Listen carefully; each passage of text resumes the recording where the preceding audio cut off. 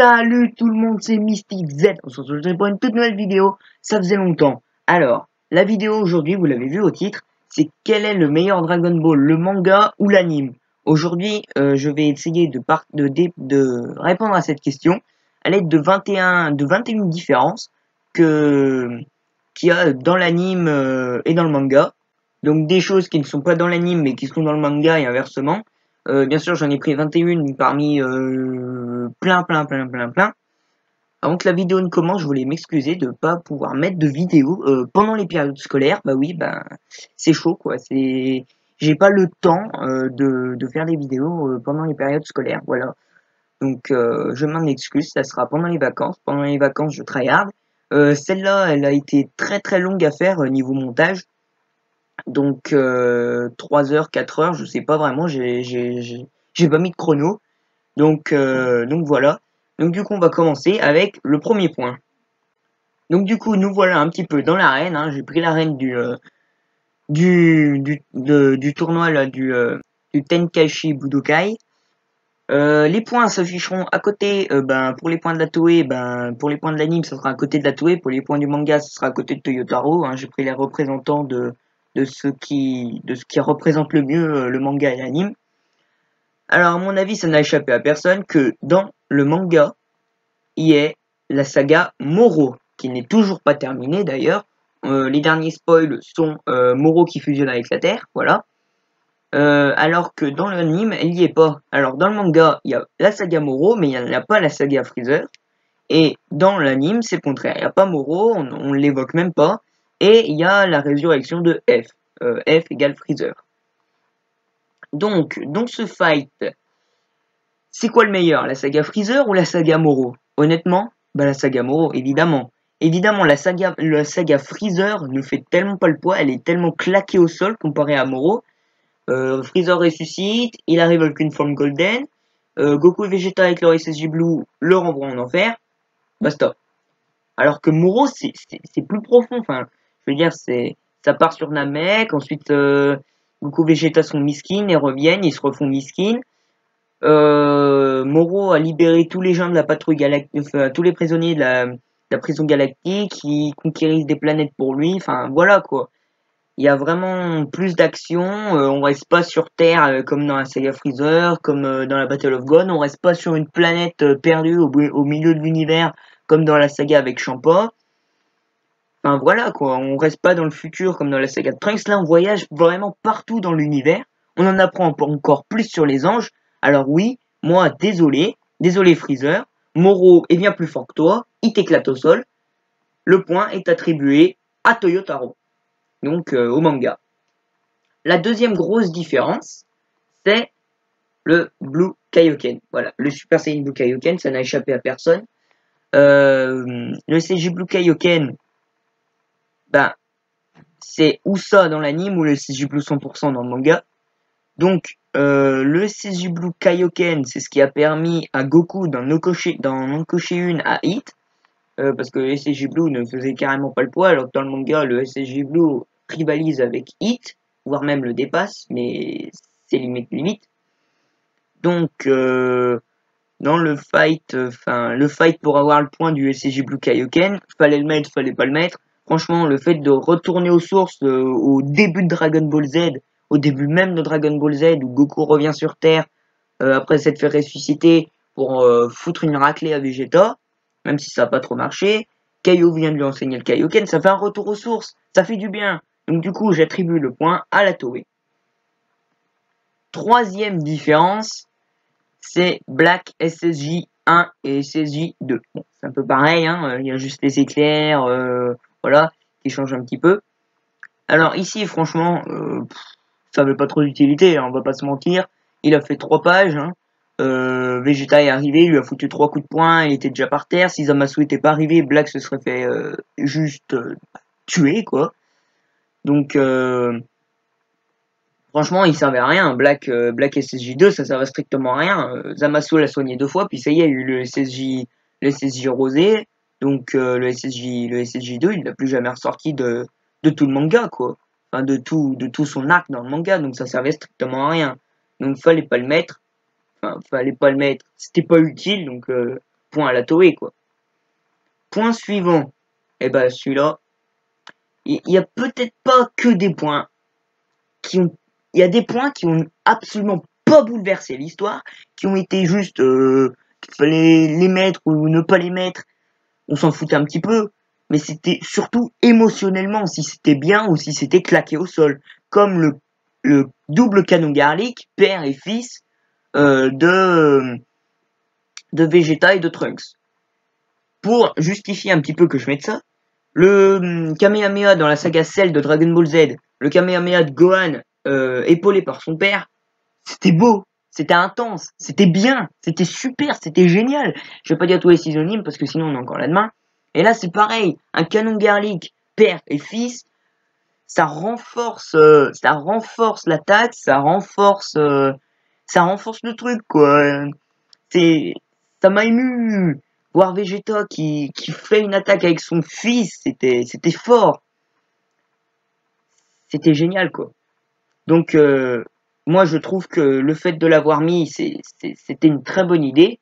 Donc du coup pour ça j'attribue le point encore une fois à la Toei. Point suivant. Celui-là il a bouleversé l'histoire. À vous de voir.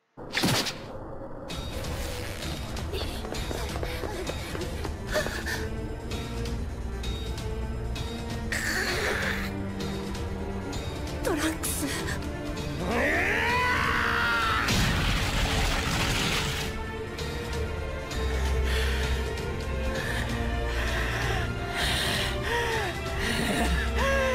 罪と呼ぶなら呼ぶがいい。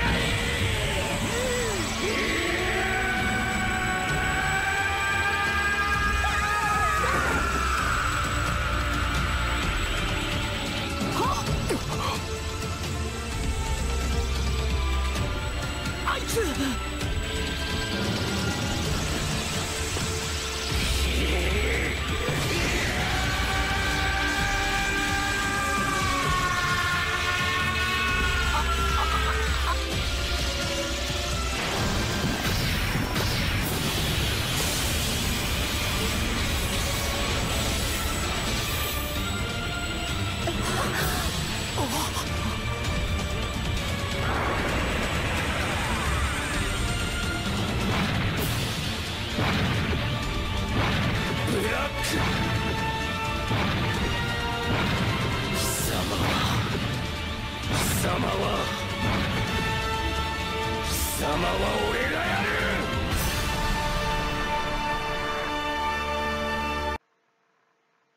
Ouais, et il y avait quoi de péter un câble, hein. Black fout le bordel dans l'univers de Trunks depuis un an. Il tue plein de gens qui étaient chers auprès de Trunks. Forcément, Trunks pète un câble, puis il arrive en mode Pikali. Il fout une droite à Black, puis il est claqué au sol. Non, vraiment, la transformation, fallait la mettre ou fallait pas la mettre, franchement. Le fait que Trunks puisse à nouveau rentrer dans la baston avec une forme qui rivalise avec le SSJ Blue, enfin qui est un petit peu entre SSJ God et SSJ Blue, qui permet de tenir tête à Black justement. Ou alors il restait en SSJ2, il restait les bras croisés en priant pour que Goku et Vegeta foutent une raclée à Black et Zamasu. The question is, donc moi franchement bah oui mais c'était utile, ça a bouleversé l'histoire, enfin bouleversé, c'était pas juste un truc du genre Goku se met derrière Black et il lui fout un coup de couteau dans le dos, ou il se met devant et il lui fout un coup de couteau dans le bide. C'est pareil, manga dans le dos, anime dans le bide, c'était pareil, bah, c'est pas passé, mais bon, c'était symbolique. Donc franchement le mec c'était vraiment très très utile, hein. C'est pas ironique, hein, vraiment. Donc j'attribue le point à la Toei encore une fois. Et là les gens vont commencer à se dire, wow, c'est bon, la Toei elle marque assez de points, la maison au manga. Bah justement, c'est à nouveau un passage du manga avec le prochain critère qui est le SSJ Blue 100%. Le Super Saiyan Blue que Goku, l'énergie du Super Saiyan Blue, Goku le retient dans son corps et ça lui a permis de rivaliser avec Zamasu fusionné. Alors, dans le manga, il n'y a pas le Zamasu avec un bras immense tout violet dégueulasse. Non, non, il reste normal. Donc c'est bien le Zamasu normal qui a tenu, à qui Goku a tenu tête en SSJ Blue 100%. Cette technique épuise énormément le corps. Goku était limite à l'agonie. Il se fait soigner par Trunks. Ensuite, il retourne au fight pour tenir tête à Zamasu en attendant que la fusion se stoppe. Et vu que le SSJ Blue ne fout strictement rien, c'est un petit peu affronter Jiren en SSJ 3, ça fait strictement rien. Donc Goku a eu l'idée, je vais retenir l'énergie du SSJ Blue en moi, et puis voilà, qui tient tête à qui? Bah Goku tient tête à Zamasu. Il lui encoche des droites, c'est vraiment un match nul. Et puis Goku cède, et puis Zamasu prend l'avantage avant de se défusionner. Donc du coup, franchement, c'était ou ça ou le Kaioken, même si on aurait pu mettre les deux. Mais franchement, c'était génial cette idée, donc j'attribue le point au manga, hein, voilà. C'était dans le manga, donc voilà. Le point suivant, à vous de voir.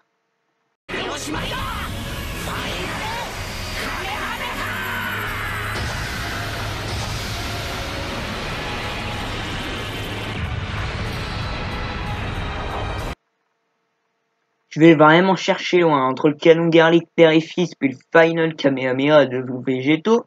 Non, franchement, vous savez que Végéto, c'est mon personnage préféré. Ne pas mettre l'attaque dans le manga, je trouvais ça abusé. Il était en mode final, ah bah merde, je suis plus fusionné. Enfin, je veux dire, c'était con, quoi. Ils auraient pu faire l'attaque. Zamasu était en train de faire une armée de cubes de Kachin renforcée à envoyer contre Végéto. Végéto est en train de faire son final Kamehameha. Ah bah non, il est plus fusionné, forcément. Sinon, sinon c'était pas marrant, quoi. Alors que dans l'anime, c'était fort, comme l'extrait juste avant. C'était fort, enfin, l'attaque était vraiment forte. Zamasu n'en s'est quasi pas remis. Mais franchement, le maître, c'était une excellente idée. Point à la Toei. Voilà, y a rien à dire de plus. Point suivant.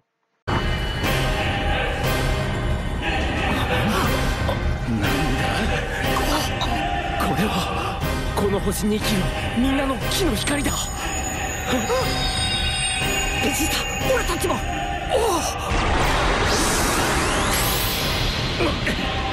感じるみんなの力を俺に貸してくれ。人間の力がいくら集まろうと神にかなうものか。行くぞみんな、ザマスを倒す。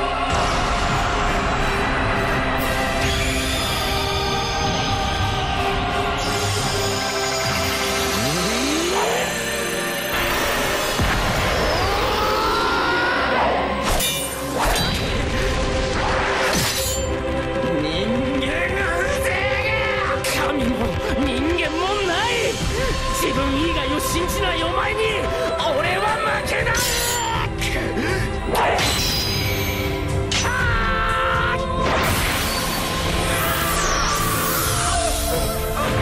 なんだこの力は。たくさんの木が混ざり合い我を描く。自分一人の正義に浸るお前に俺たちの生きる思いを潰させるものか。こんな人間が神に正義に仇なすのか。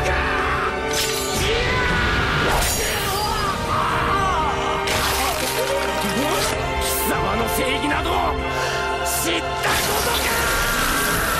バカなこんな。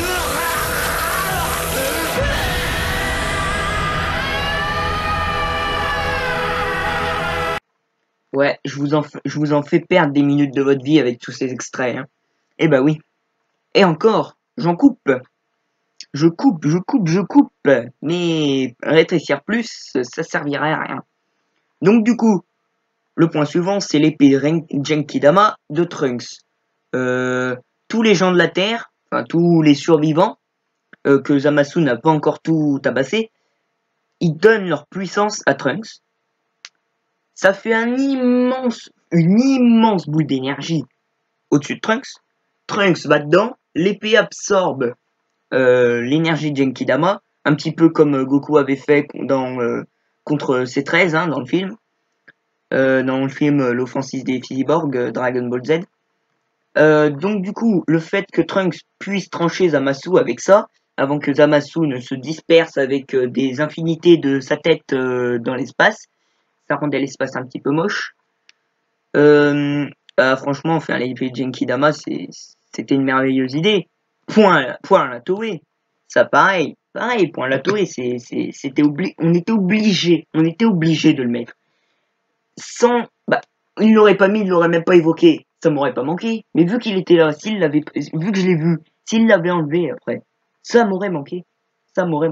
Puis voilà. Point suivant. Le surplus de Zamasu. Pourquoi il s'est encore multiplié? Zamasu était en train de se séparer en deux.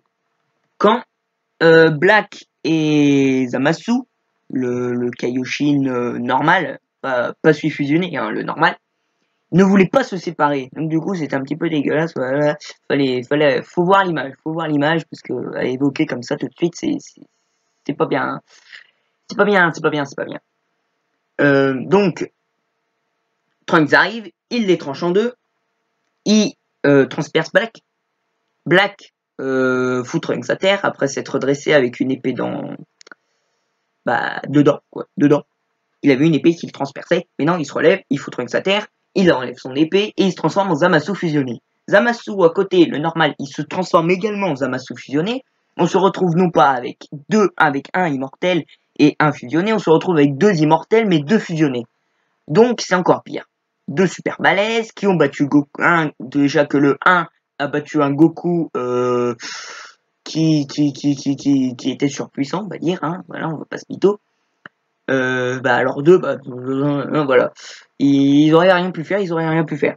Donc, Vegeta qui pète un câble, envoie le plus gros Final Kamehameha de sa life, même si dans le manga c'est pas Final Kamehameha mais Burst Flash.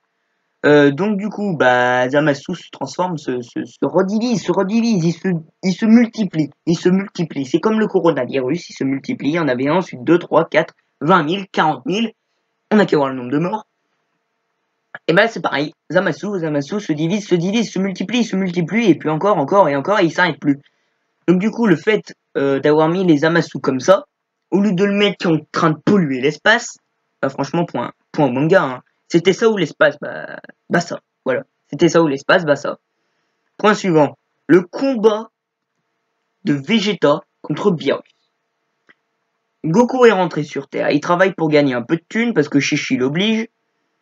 Donc franchement, Vegeta qui retourne avec Whis pour s'entraîner. Il décide le poisson prophète, après avoir fait chier Beerus en lui disant ouais, ils vous dépasseront, nanana. Beerus dit là, Vegeta, on se fait un petit fight. Donc Vegeta commence à taper Beerus. Beerus l'envoie valser dans la flotte. Vegeta en ressort. Et là, qu'est-ce qui se passe? Ouais, le SSJ Blue 100%. Vegeta aussi y arrive.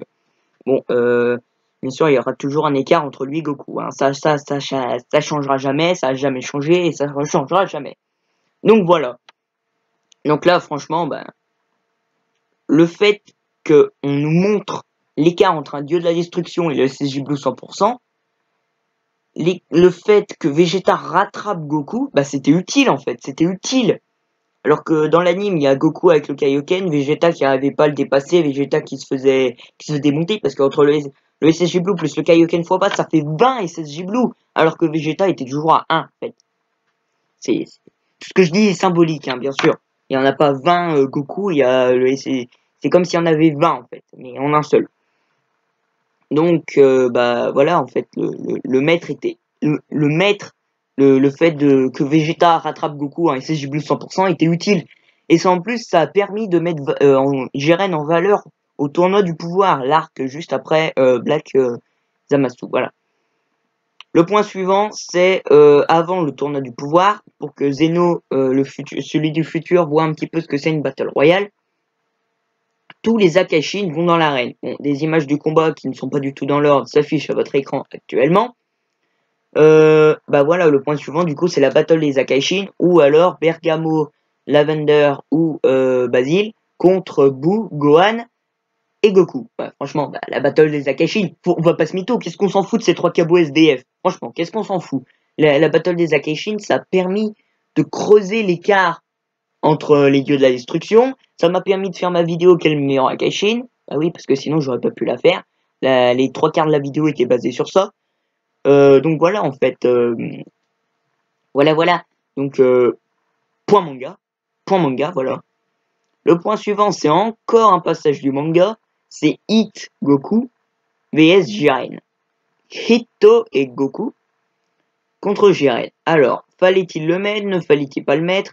Dans l'anime, c'est Hit qui affronte... Non, c'est Goku qui affronte Jiren, Hit qui affronte Jiren, et Goku qui affronte Jiren. Bon, bref, c'est chiant, quoi. Donc, alors que les mettre tous les deux contre Jiren, bah, c'était bien. Ça c'était bien. Hit était en train de se battre contre Jiren. Quand Goku, qui se faisait miskin par Toppo et Dispo, se débarrasse de ces deux derniers pour aller en coller une à Jiren qui est en train de miskin Hit. Jiren fait reculer Goku jusqu'au bord de l'arène. Quand Hit le dégage d'un coup de pied, ils se mettent à deux sur lui. Bon, bref, on se passe les détails. Et après, Goku qui voulait démonter Hit, Jiren, pas Hit, hein, Jiren, tout seul, dit bah ouais, mais en fait Hit, vas-y tout seul, hein, je le ferai plus tard.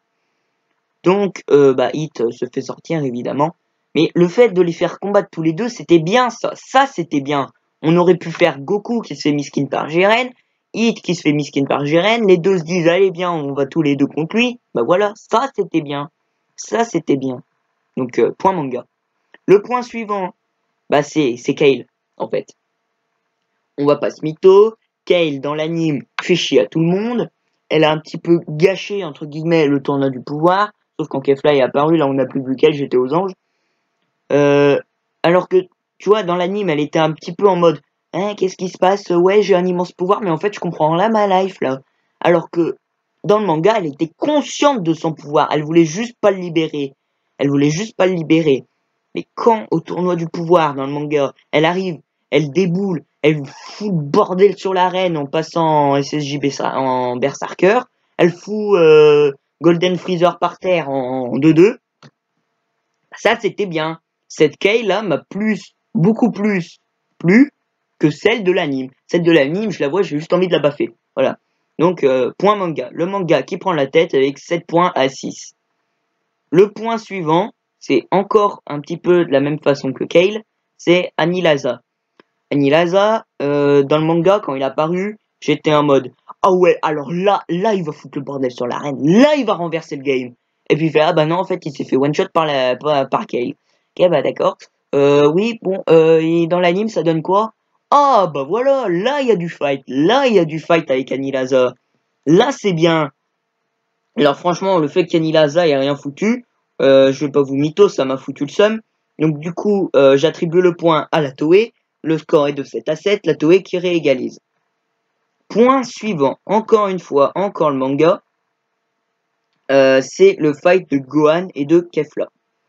Quand Kale est en train de se faire cerner par les Bright Troopers dans le manga, après Kale ait foutu le bordel sur l'arène, Kaba et Caulifla vont la sauver. Kaba met une boucle d'oreille à Kale qui fusionne avec Caulifla. Et du coup, ça donne Kefla. Kefla qui va renverser tous les Pride Troopers qui étaient en train de miskiner Kale. Et va ensuite aller au Big Boss Jiren. C'est même elle qui le dit, c'est pas moi. Et avec Goku. Elle va aller les enhumer dans leur fight. Donc du coup, il y a Gohan qui intervient, il dégage l'attaque de Kefla. Je fais ouais, bon, Jiren Kefla ou Gohan Kefla. Bon, j'aurais préféré Jiren Kefla, mais bon, on va rien dire. Toi, quand Kefla est arrivé, j'étais en mode oh ouais, Kefla qui va affronter Jiren. Jiren va démonter Kefla, ça va encore plus se mettre en valeur. Eh ben non, elle affronte Gohan. Je fais bon, Gohan va se faire battre. Ensuite, c'est Goku qui va s'en occuper. Ensuite, il va aller affronter Jiren. Ensuite, il va gagner le tournoi. Ah ben non, pas du tout. Ça finit avec un match nul entre Kefla et Gohan. On va pas se mytho. Gohan n'a jamais eu et n'aura jamais en Ultimate Gohan le niveau d'un Ultra Instinct, le niveau minimum à avoir pour battre Kefla et et un petit peu la miskiner, on va pas se mytho. Et bah non, en fait, non, ça passe pas. Donc, non, le fait de pas avoir mis Gohan Kefla et d'avoir mis Goku Ultra Instinct Kefla, bah, point à Toei, évidemment. Ensuite, le prochain point. Je pense que tout le monde aura compris. À vous de voir.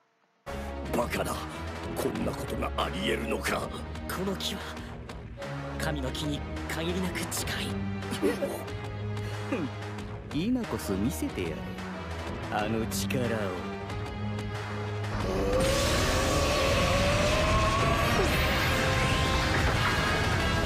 いでしょう。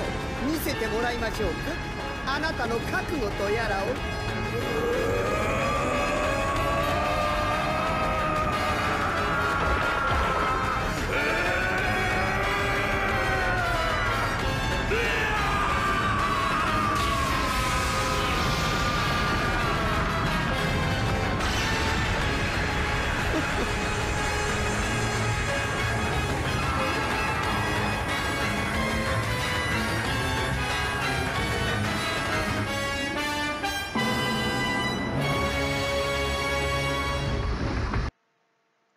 Eh bah oui, vous avez tous compris avec le petit enregistrement. Bon, d'accord, je sais, ils sont un petit peu forts, mais bon, je les télécharge comme ça sur YouTube Now. Oui, ils m'ont dit de faire de la pub. Quand je télécharge un truc, on me dit de faire de la pub. Donc, je fais de la pub. Donc, oui, bah non, voilà. Je peux pas les mettre moins forts. Donc, le prochain point, tout le monde a compris, c'est Toppo Akaishin. Toppo Akaishin est dans l'anime, il n'est pas dans le manga. Dans le manga, bah, Toppo tombe de l'arène avec Dispo quand un petit caillou se casse en deux. Alors que dans l'anime, c'est Vegeta qui va sortir Toppo avec la même technique qu'il avait utilisée contre le gros bout dans Dragon Ball Z. Oui, bah en fait, entre le rocher puis Vegeta mis en valeur contre Toppo Akaishin, oui, bah non. Déjà que dans le manga, il n'y a pas du tout Toppo Akaishin. La façon dont il tombe n'est que superflu comparé à ça. Non, franchement, le point est à l'anime. On ne peut... Enfin, vous allez pas mytho dans les commentaires. Ne dites pas que vous n'avez pas aimé Toppo Akaishin. Tout le monde l'a aimé. Ne mytho pas. Je te connais. Donc ne mytho pas. C'est pas la peine. Je saurais que c'est du mytho. Point suivant. Manga. Tortue Géniale, Ultra Instinct. Voilà. C'est pas vraiment l'Ultra Instinct qu'il a eu. Mais c'était juste avant que Goku l'ait. Donc, que Beerus soit choqué. C'était bien. Que Mutendoro Shisama montre un petit peu en quoi consistait l'Ultra Instinct avant que Goku l'ait. C'était bien. Le fait que Tortue Géniale se fasse sortir par Jiren, ça aussi c'était bien. Alors que dans l'anime, il se fait juste sortir parce qu'il est à bout de force. Bref. Ça c'était pas bien par contre qu'il se fasse sortir parce qu'il est à bout de force. Bref. Voilà. Donc du coup, le point au manga pour avoir mis Mutendoro Shisama Ultra Instinct. Point suivant.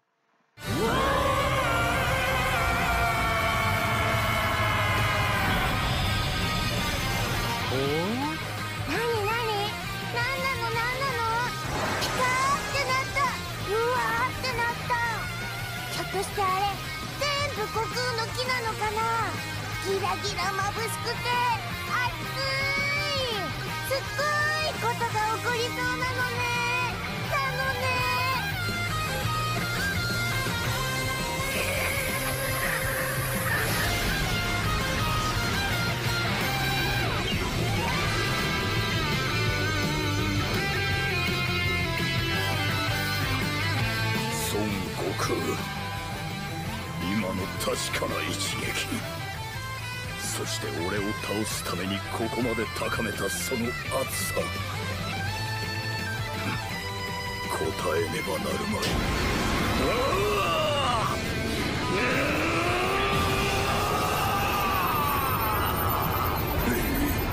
これほどまでに試練が高ぶるとは。この圧力、我々まで押しつぶされてしまいます。構わぬ。何がどうなろうと勝てばいい。避けることも止めることもかなわぬ絶対的な力で確実に仕留めるのだ。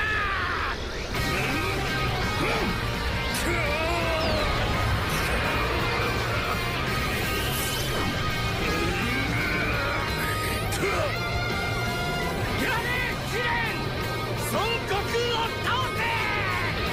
これで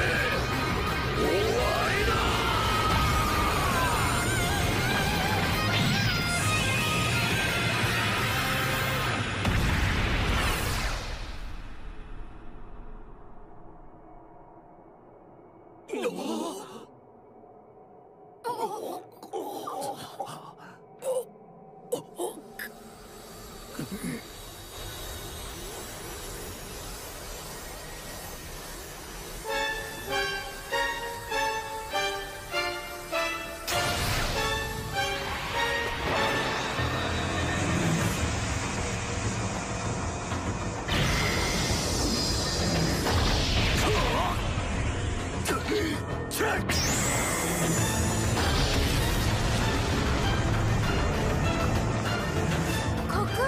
またまたすごくなった。スーパースーパースーパーすごくなった。確かにこれは大変にスーパーなことですね。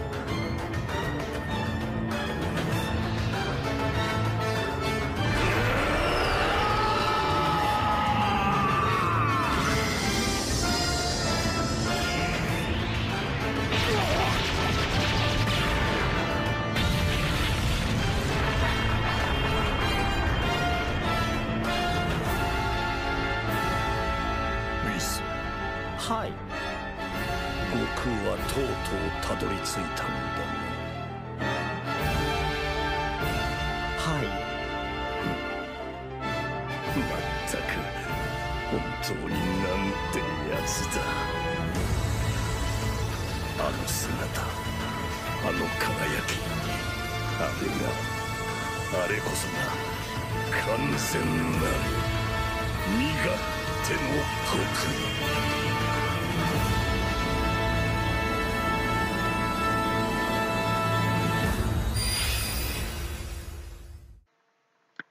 Ah là là, bah ouais, je vous ai fait perdre 3 minutes de votre vie.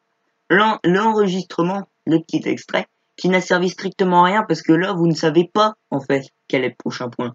Je vais vous le repasser, un tout petit morceau, vous allez tout de suite mieux comprendre. スーパースーパースーパーすごくなった。確かにこれは大変にスーパーなことですね。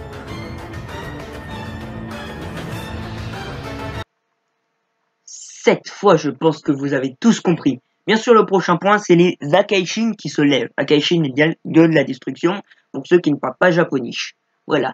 Donc, quand Goku maîtrise l'Ultra Instinct, tous les dieux qui survivent, hein, qui sont encore vivants, bah, ils se lèvent, ils sont en mode, bah ouais, bah encore un qui dépasse notre niveau, on se fait plus respecter, bah ouais, il nous dépasse, bon bah on se lève, puis voilà, on se ferme sa gueule, puis on se lève. Bah oui, bah dans le manga, c'était plutôt en mode ouais, youpi, il a maîtrisé l'Ultra Instinct, il va foutre une raclée à Jiren. Bah non, bah là il se lève, là il montre que Goku a dépassé tout le monde, à part les anges bien sûr, hein, et plus haut que les anges, pour l'instant il n'y a pas, hein, pas un grand prêtre Zeno évidemment, mais en combattant pas Dieu, on va dire, il y en a pas. Même les dieux en dessous des anges, ils dépassent pas les anges vu qu'ils sont en dessous. Bon bref, ça on s'en fout un petit peu. Là, le fait qu'il se lève, ça montre que Goku a maîtrisé l'Ultra Instinct. Ça montre que il va déboîter Jiren. Ça montre qu'il a dépassé les dieux. Ça montre qu'il va peut-être gagner le tournoi. Bon bah bref, on connaît tous la fin. On a tous vu. Ça fait un moment que c'est fini. Et moi j'en parle encore. Je sais, je suis vieux. Je suis un vieux. J'ai 13 ans, mais je suis un vieux. Donc voilà. Donc le point suivant. Bon, bien sûr, le point est à l'anime, hein, j'ai pas précisé, mais bon. Point suivant. C'est le rapport frères et sœurs de C17 et C18. Bon, là, personne comprend. En fait, oh, et puis pourquoi je vous explique alors que je peux vous montrer?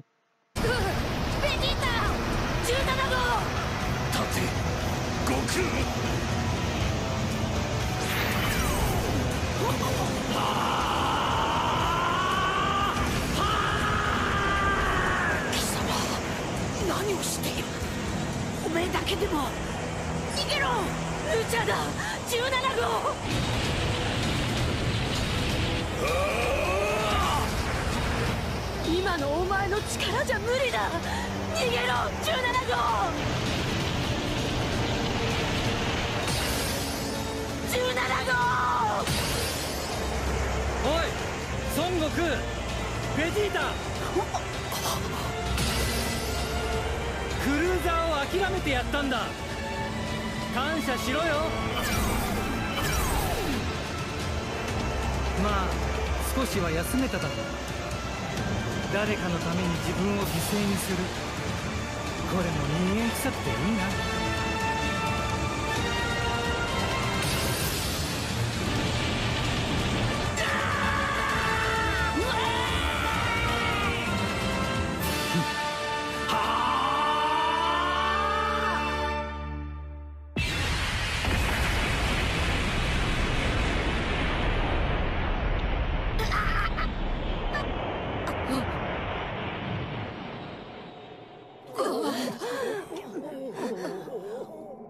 なんてことじゃ。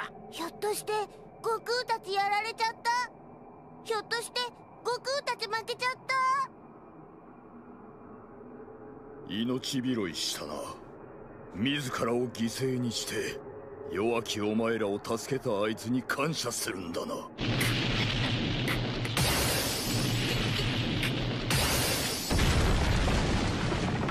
17号、オラたちを少しでも回復させるために。あの野郎、最初からそのつもりで。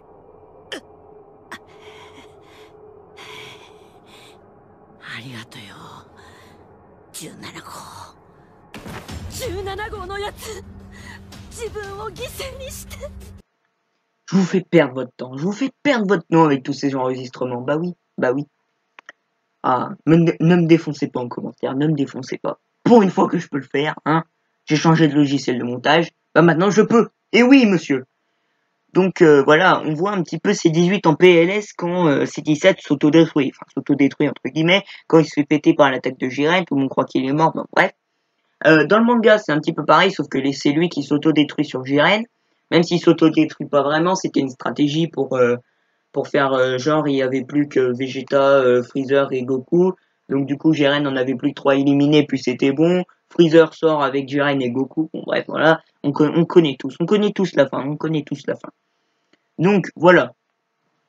Ben dans le manga, c'est pas vraiment pareil en fait quand C17 s'autodétruit. C18 elle est en mode ah bon bah mince, mon frère s'est autodétruit. Bon, je pourrais en construire un autre. Bah non, en fait, ça marche pas. Là, on voit dans l'anime que c'est 18 en PLS. Là, on la voit ça c'est émouvant, tu vois, on la voit en PLS, on dit oh non, elle a perdu son frère, on est attristé. Ça c'est émouvant. Alors dans le manga, là, ouais, bon bah ouais, je m'en fous en fait. Bah non, le fait d'avoir mis plus de trucs humains à ces 18, bah point à Toei, puis voilà. Ne discutez pas, ne me défoncez pas non plus. Ne discutez pas.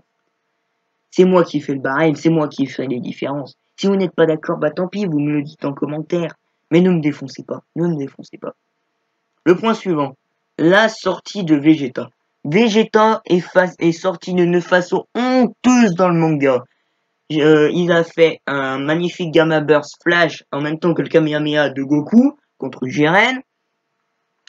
Alors, Jiren a traversé leur attaque, il est arrivé, il a fait boum, une petite pichenette dans la gueule de Vegeta, puis Vegeta est tombé. Alors que dans l'anime, c'était pas ça. Tu as perdu d'avance. Alors pourquoi t'obstiner? Qu'est-ce qui te pousse à te relever et à continuer? C'est complètement insensé. Excellente question. Même si je t'expliquais, ça ne changerait rien. Un être sans cœur comme toi ne peut pas comprendre. Tu ne sais pas ce que c'est qu'être prêt à tout pour protéger ce que tu as de plus cher.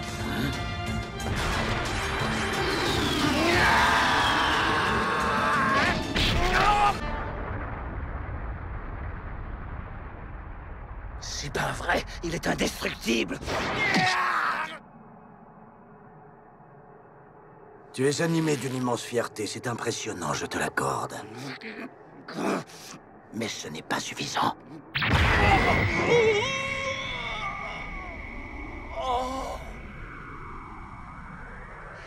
Me voilà au bout du chemin, incapable d'aller plus loin, incapable d'honorer ma promesse. Je ne suis qu'un minable. Pardonnez-moi, Bulma, Kaba, Kakarot. Le sort de notre univers est entre tes mains. Bon, là je vous ai coupé la moitié du combat, hein, les 3/4 même. Donc je vous ai coupé, je vous ai mis le premier coup de poing au dernier coup de poing, entre le premier et le dernier, j'ai tout coupé, voilà, j'ai tout coupé. Vous pouvez retrouver, voilà. Donc, je vous l'ai dit juste avant l'enregistrement, enfin le petit extrait, la façon honteuse dont Vegeta avait été sorti dans le manga. Là, on le voit, Vegeta qui donne tout à chaque fois qu'il se prend une punchline dans la gueule, il se relève, il se dit, ouais, je vais continuer jusqu'à mon dernier souffle. Il se dit, je vais réussir à le sortir. Au fond, il savait qu'il n'arrivait pas, mais bon, il se dit ça pour se motiver à se relever. En plus, j'ai trouvé l'enregistrement en français, donc voilà. Petite parenthèse. Donc voilà, le point est attribué à l'anime. Bah oui, désolé manga, mais tu fais pas le poids pour l'instant. Là, pour l'instant, tu fais pas le poids. Dernier point.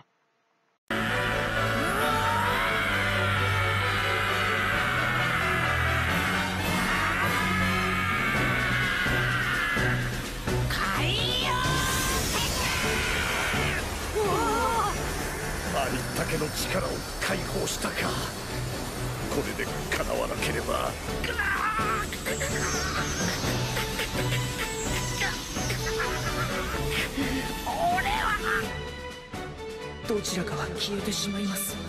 ですから約束を守ることは永遠にできません。俺が優勝してスーパードラゴンボールで貴様たちを生き返らせてやる。僕たちを？あいつとの約束を守らなければならないんだ。だから俺のやり方で限界を超えてやる。そしてジェン貴様に勝つ。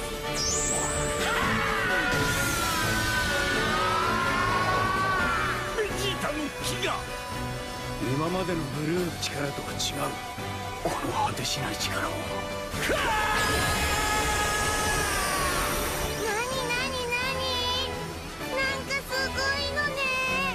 ベジータさんも殻を破ったようですね。今までのスーパーサイヤ人ブルーをはるかに凌駕する力を我が身に集約させたのです。こ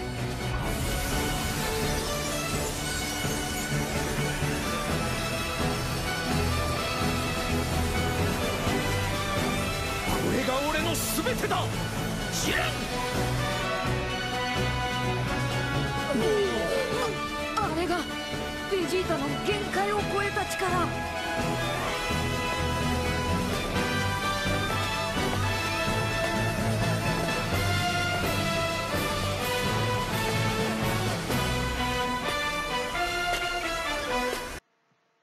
Dernier point. Vegeta, communément appelé Vegeta SSJ Blue Evolution, communément appelé Vegeta Ultra Blue par moi-même. C'était ça pour un petit peu mettre le SSJ Blue Kaioken à Vegeta, qui ne maîtrisait pas le Kaioken. C'était un petit peu pour faire une petite transition. Donc, c'était bien, ça c'était bien là. Donc oui, forcément, vous vous en doutez, je vais mettre le point à l'anime. Vous avez tout ce qui fait, ça aussi. Ça aussi, vous avez tout ce qui fait. Ne mentez pas, c'est pas bien de mentir. Moi, je mens jamais. Non, c'est faux, je mens tout le temps. Mais je dis ce que je pense et je pense ce que je dis. Vegeta Ultra Blue est bien mieux que le petit power-up minable qu'il a eu dans l'anime. Enfin, dans le manga, pas dans l'anime, dans le manga. Le petit power-up minable, il l'a eu dans le manga. Et le gros power-up qui lui a permis de démonter Toppo Akaishin, il l'a eu dans l'anime. Voilà. Voilà, j'ai tout dit. Donc, voilà, vous savez le score final, hein, 13-8 pour la Toei. Mais, ce n'est pas fini. Ce n'est pas fini. Je tiens à rajouter 2 petits points bonus au manga pour les remercier d'avoir mis plus souvent que dans l'anime le SSJ God et le SSJ 3. Dans l'anime, en fait, on a vu le SSJ God dans la Battle of God 3 épisodes, hein, même pas plus. On l'a vu un tout petit peu dans le tournoi du pouvoir, mais après, en fait, on l'a rien vu. On l'a vu quelques minutes dans Broly, mais après, on n'a rien vu. Il fait, ouais, maintenant, il est SSJ Blue, le SSJ God, on s'en fout. Bah non, en fait, bah non. Ça marche pas, ça. Vous sortez une transformation, respectez-la, mettez-la. Mais non, en fait. Non. Comme le SSJ3, il a apparu. Voilà. Et ensuite, Dragon Ball Super, il l'a mis une fois contre Beerus dans la planète de Kaio. Ensuite, il a eu le SSJ God. Bah, le SSJ3, il l'a plus jamais utilisé. Il l'a pas respecté, en fait. Ils ont pas respecté le SSJ God et le SSJ3. Alors que dans le manga, même, ils le mettent peut-être une ou deux fois de plus que dans l'anime. Même peut-être une ou deux fois, ça paraît pas grand-chose. Mais c'est beaucoup. C'est beaucoup pour une telle transformation. Un petit respect envers cette transformation.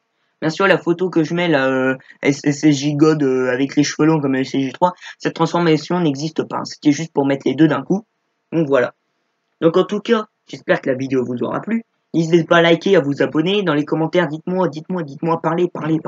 Voilà, vous avez une bouche, vous avez un clavier, vous avez des doigts, bah écrivez. Voilà, vous écrivez, vous faites envoyer le commentaire, puis voilà.